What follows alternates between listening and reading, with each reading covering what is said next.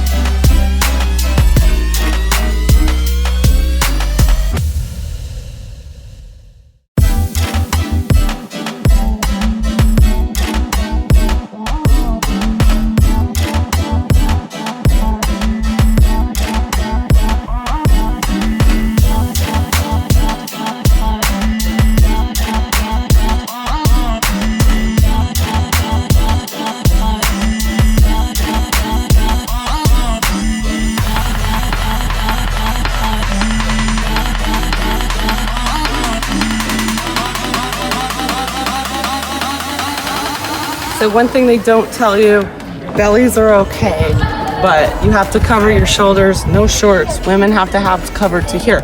Men, you can wear shorts and a nice polo shirt or a t-shirt. You can get away with whatever you want, but women have to be dressed appropriately.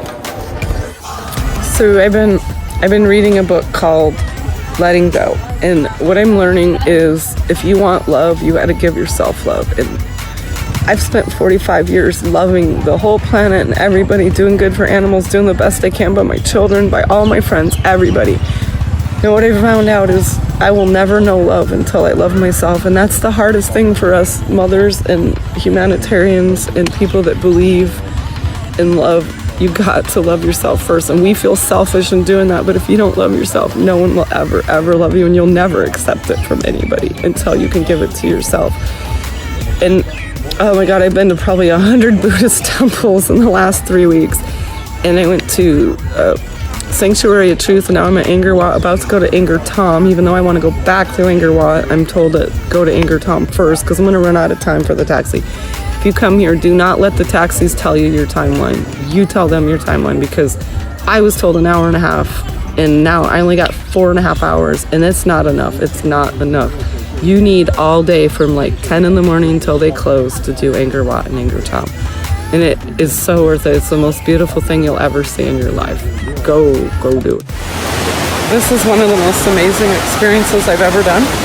So when I left over here, I'm not going to show you because there's women bathing and they're not fully covered, but we have separate bathing areas for the men and the women. That way there's privacy and the ability to really worship and pray.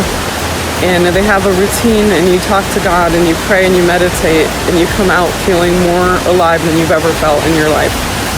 Okay, so I don't know the history of this temple very well. I know it's the world's oldest, and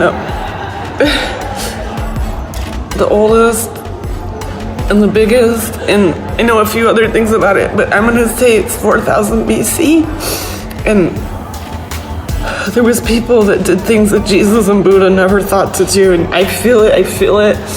And this is just psychic intuition. I feel it. The place has been flooded.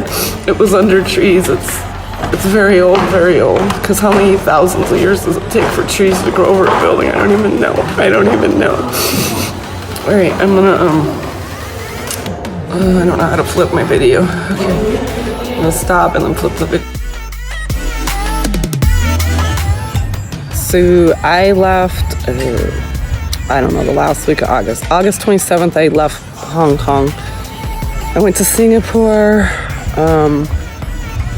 Kuala Lumpur, Phuket, Bangkok. I went to Bangkok, Phuket, Pattaya. Now I'm in Cambodia. And the first best thing that happened to me, a monkey climbed up my leg to get a drink out of my hand. It was the cutest thing. I couldn't get it on video because I wasn't quick enough. He climbed right up my leg and tried to get my drink right out of my hand. He was trying to drink it. It was so cute. The second thing was swimming with elephants. That was in Bangkok at the floating market. Then it's a toss-up between Angkor Wat and the Sanctuary of Truth. And that's in Pattaya. I never even heard of Pattaya. The two things to do are Walking Street and then the Sanctuary of Truth. Walking Street is not anything you expect. It's a drunk fest. There's lady boys, there's hookers, and be careful because the girls will hang out with you like they're your friend and then ask for money at the end even though you didn't sleep with them. That was a little weird. But it's kind of funny. They're very conservative, but then prostitution's legal. So Cambodia and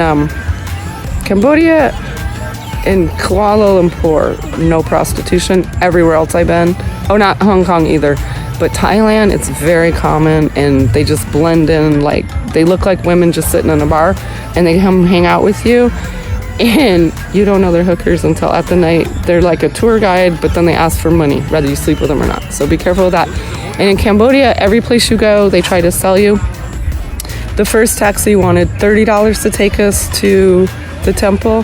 The second one wanted $18, and we found a guy that did it for $7. It ended up being $12 round trip, but still $12. They take U.S. currency in Cambodia everywhere.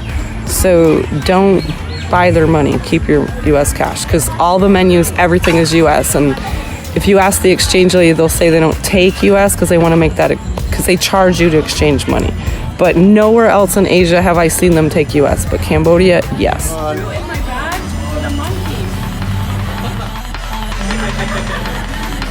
That's just a natural thing.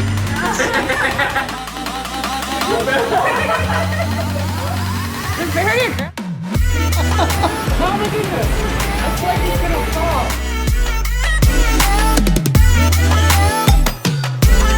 It is pouring and I am not snoring. Ha! So if you're gonna go visit Asia, go during hurricane season, which they don't get. They get like typhoons or something, but September is the best month to visit Asia. Everything's cheap as shit. Hotels are at like 40%. I'm paying like $15 a night for my hotel. Only problem is bring cash because they don't take credit.